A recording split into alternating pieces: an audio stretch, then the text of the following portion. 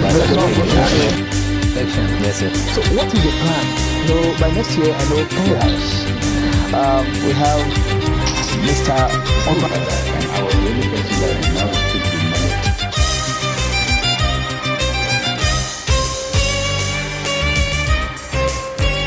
Where we help and serve the community. But besides that, Good day, viewers at home. Sir, can you tell us briefly about yourself? Okay, briefly, I was born in 1943. 1943. 43. Wow. January. January 43. In Meru. Okay. And then I went to school 1950.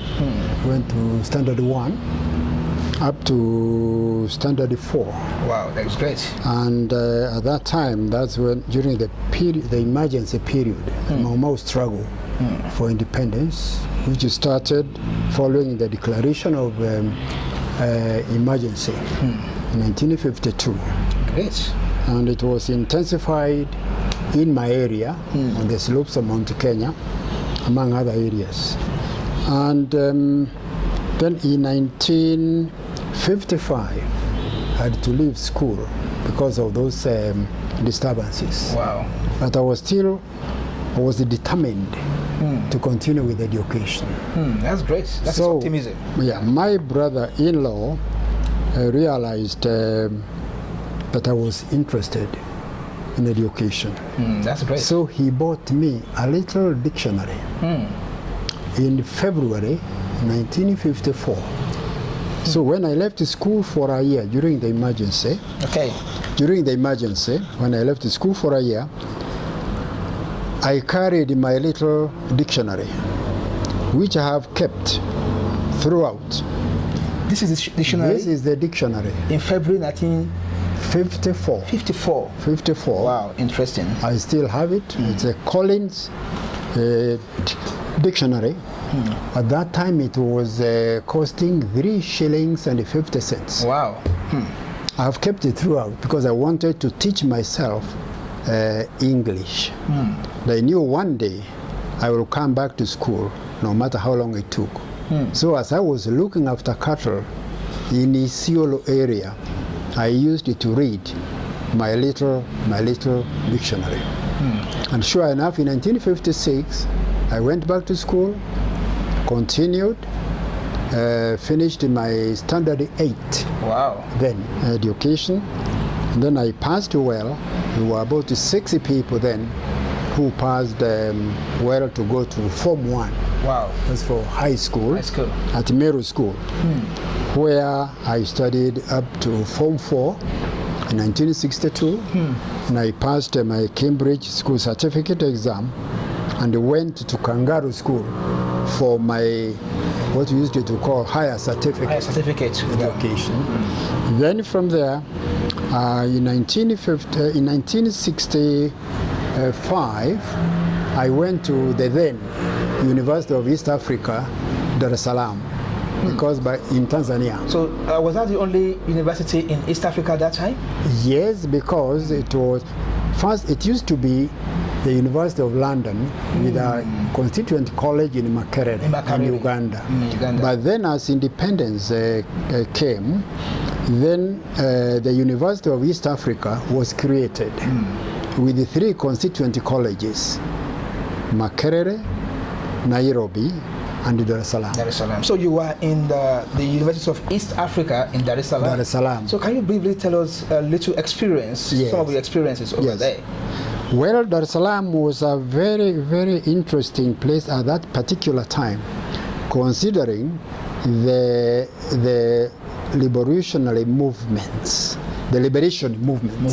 in Southern Africa, and all the community, all the leaders of Frelimo movement, ANC, and all the other political parties were represented in Dar es Salaam because Mwalimu Nyerere gave them an opportunity to come and camp in Dar es Salaam. Dar es Salaam that time. And he created even a college for them outside Dar es Salaam, a place called Morogoro.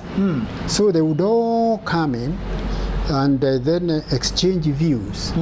And the venue, the most popular venue, was Dar es Salaam University College. So there used to be public lectures, and the people even from Dar es Salaam town and the villagers would come and they listen to those lectures. I met people like the late Walter Rodney, the one who wrote How Europe Underdeveloped Africa. I also met the first president of Frelimo, Professor Eduardo Modlane. This old man, I won't say old man, this respectable man, came after 48 years back to the university to study master's program. You know, it is marvel anyway. So what can you compare your experience when you were doing your undergraduate about 48 years ago to your experience now when you are in the University of Nairobi for your master's? Okay, let me say this, that I finished my first degree in March 1965. 1965? No, 68. 68. Which is 48 years 48 years ago, yeah. And then after working in various sectors, government and the private sector and so on, I still remember in my little dictionary, because I kept on reading. Even when I was working, I used to read. One thing I used to do is this: when I was going for lunch, and I walked through the streets of Nairobi and I saw these Juakali bookshops. Okay. I would notice an interesting book. I would forfeit my lunch and buy the book. And I've got quite a number of those interesting books. So after retiring, then I said, okay, I was retired, but not tired. Not tired. So I said, okay, let me go and continue with the studies. And even one of my professors is here, Dr. Muyandi, who taught me, and among others. Now, what really motivated you to return to campus for masters? Because I believe that you've really achieved a lot, because you are a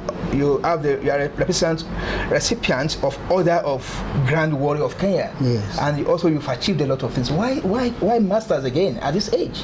Okay. I know you are 72 years old. 73. 73 years old. Why masters at age 73? Right. Now, let me say this. There is a saying that it is not yet too late to seek a new world. And a new world does not come to you. You look for it. If you allow me, let me share with you a few African sayings of the wise that would form the basis on which I have been operating as my driving force in this.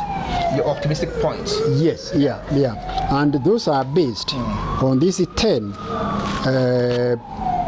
African sayings of the wise. Yeah, we can listen. Number 1, if you throw a bone at a sleeping dog and it does not wake up, that dog must be dead. So you say that if you challenge somebody and they don't respond, that person no more.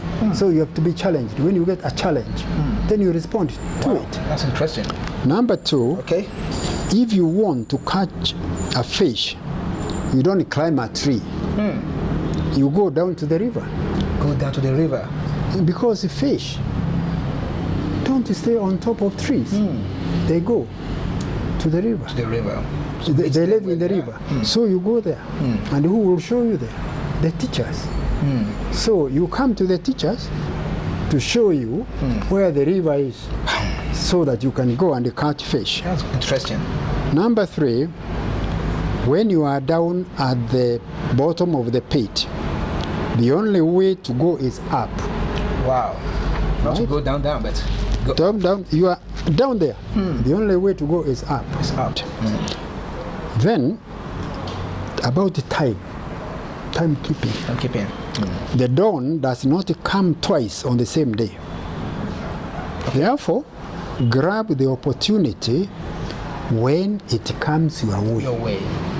When you have got that opportunity, when I got that opportunity to come to study here, I grabbed it. And You know, what is your advice for people Right. that think that it is too late for them to go to school? okay, my advice will go back to what I said earlier. If you are determined, it is never too late to seek a new world. Come, friends, will do it. There's a saying like that somewhere. So, what you do is this. Don't give up until you have tried. And that is when you realize your strength. We say this, young people, don't forget that we were also young once. And we thought that we knew everything in the world. And everybody else was foolish. But you see now, having reached this age, now we know better. You too, young people, will reach there. So don't criticize negatively the old people, because you will also be Be there there someday. someday, whether God willing. Amen. Thank you very much, Sir Kaburu Ndubai, for your time. And I believe the viewers at home, the young people, we've learned one thing or the other from this discussion with this our Sir Kaburu Ndubai. Yeah, thank you very much, sir. Thank you, John. Yeah, thanks. Thank you Yeah. very much. Yeah.